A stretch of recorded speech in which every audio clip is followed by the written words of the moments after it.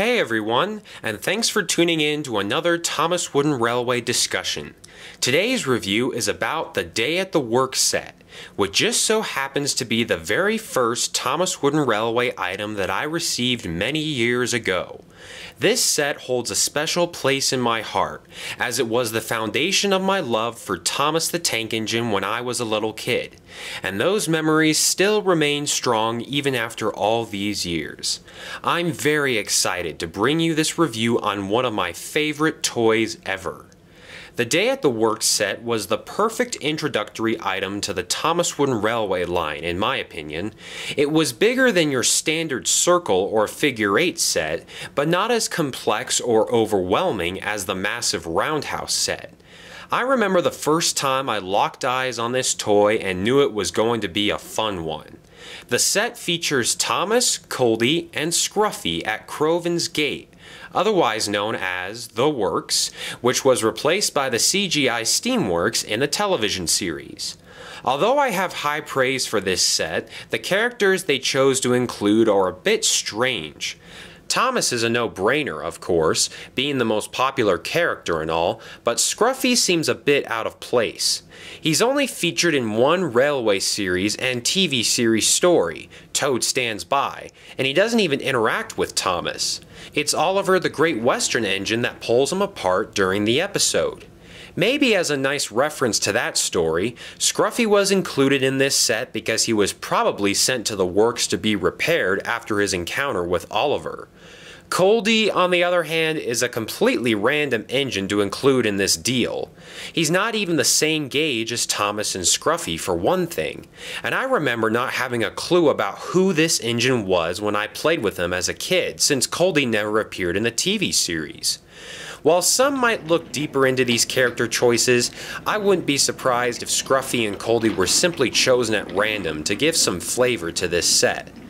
Now let's take a look at 3 things I like and 3 things I dislike about this set. First of all, the size is great. Look how big this is. It actually feels like we're exploring a portion of Sir Topham Hatt's railway. And there's room for expansion off of the main line so that you can add some sidings if you get more track. Second, I love the variety of destinations that are included in this set. Even though this is supposed to be the work shed where the engines are repaired, you can really use it as anything, just as I've done in my series. The addition of the elevated Sodor Bay Bridge is a nice touch, where engines can have an accident and be sent to the works that just happens to be nearby. Finally, I love the amount of accessories that come with this deal. Signals, signs, fences, trees, a watermill, house, tugboat, a workman, and even Sir Topham Hatt make this a very busy layout. It's sad that we don't get these types of additions and sets nowadays. Look how much character is lost when these inexpensive additions are taken out. All of these things combined with a few switches and a decent amount of straight track provide a solid rating for this set in my book. However, the Day at the Works set isn't without its flaws. Like I said, Coldy is a strange choice that doesn't make a whole lot of sense. I would have liked to have seen a major character included instead, such as James, for example. Secondly, there need to be some jobs for the engines to do while they're stuck at the works. S.C.Ruffey is a nice piece of rolling stock, but there needs to be more. Even including a Sodor line caboose would give one of the engines something to do while they're waiting for repairs. And finally, this table that I'm using came with the original set.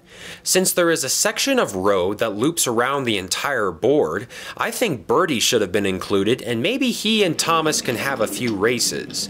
Still, these minor changes do not ruin the Day at the Works set for me. It's already awesome as it is, and it really should be the blueprint of how to make a good Thomas Wooden Railway layout. Sadly, we don't get these types of sets that are long, spacious, and include a bunch of accessories today. It seems as though every current set is just a reimagined figure 8, and that's pretty lazy in my opinion. Therefore, I really value this set and all of the nice amenities that come with it. Around 2002, this set was changed from the clickety-clack track to the now current traction rail design, and soon after, Thomas, Scruffey, and Coldy all received new, updated makeovers. Even in this renovated form, the set is still stunning. On a brief sad note, my original Thomas that I played with as a kid has been missing since 2013.